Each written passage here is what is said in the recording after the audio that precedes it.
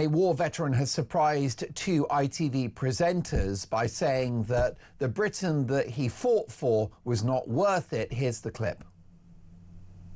My message is, I can see in my mind's eye there was rows and rows of white stones of all the hundreds of my friends and everybody else that gave their lives for what? The country of today. No, I'm sorry. The sacrifice wasn't worth the result that it is now. Oh, well, I'm sorry. What do you mean by that, though, at this point? What we fought for, was our freedom. We find that even now it's darn sight worse than what it was when I fought for it. What did you make of that clip of a 100-year-old veteran saying it wasn't worth the fight? Well, I've got a friend who's a 103-year-old veteran, and I think a lot of veterans feel the same. I'm the fifth generation of the 5 generations of my family. I'm the 4th generation to be in the armed forces, and I think people just look around and they see that they can't say what they want to say. You know, they can't. They're criticised for what they say, and I just think people are really angry. A lot of veterans are angry that they fought for country. I was in Northern Ireland, and you see people being prosecuted there 50 and 60 years after what happened. It's just not good enough at the moment. It most definitely isn't. And what did you make of the presenter's handling of the interview? Because I felt that they sort of jumped on what he said, and I actually think Adel Ray, who's the ITV presenter that does Good Morning Britain, tried to catch him out by saying, "What do you mean by that?" I felt like he was digging there. Well, there's a cult of multiculturalism in this country, and it's not some sort of political desire. It's a religion to these people, and they're obsessed with it.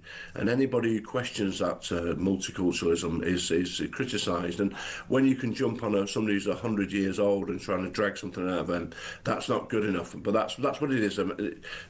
The country he fought for was a country where everybody was like him, I suppose, and he doesn't like it. People don't like things being imposed on them without a vote, and no one has ever voted for multiculturalism. It was a thing that the elite thought was a good idea, and no one ever said, "Would you like this?" And everybody's been forced to endure it, whether they like it or not. I suppose the worst of it you saw is in Birmingham this week, my grandfather liberated Belsen concentration camp. He fought from D-Day up to 1945, and now we have a situation where my grandfather's liberating Belsen concentration camp, and then Jewish fans can't go to a football match in this country. That's something my grandfather would have thought was an outrage.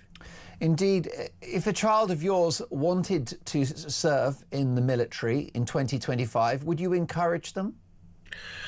Well, my daughter's a reservist nurse, so she's already done that. So I'm really proud that she's made that step forward. But in all these things, the military is wonderful in the sense that you learn discipline, you learn how to look after yourself, you learn how to protect your country. But the problem is you're not protected anymore. Just like we've seen, the problem is with young people is they see veterans from Northern Ireland being persecuted and prosecuted, and that's not the way forward, in my view.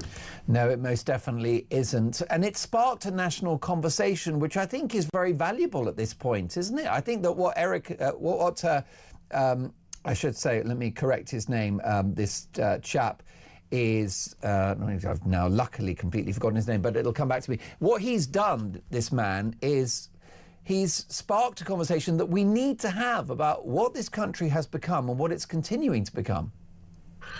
Absolutely, but that's the first debate we've had. With politicians in the past have been criticised. Anybody who questioned the cult of multiculturalism has been shut down, shut up.